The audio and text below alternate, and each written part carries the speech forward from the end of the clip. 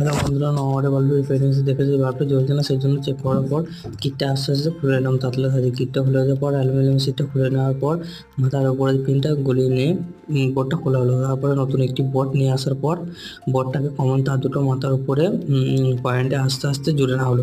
তারপরে জুড়ে নেওয়া হয়ে যাওয়ার পর তার দুটো মুড়ি মাথার উপরে মুড়ি দেওয়া হলো। মুড়ি দেওয়া হয়ে যাওয়ার পর একটু পেস্ট লাগানো হলো। পেস্ট লাগানো হয়ে যাওয়ার পর বসানোর পর পেস্ট লাগিয়ে নিয়ে পর রাং দিয়ে ভালো করে পিন দুটো তৈরি করা হচ্ছে।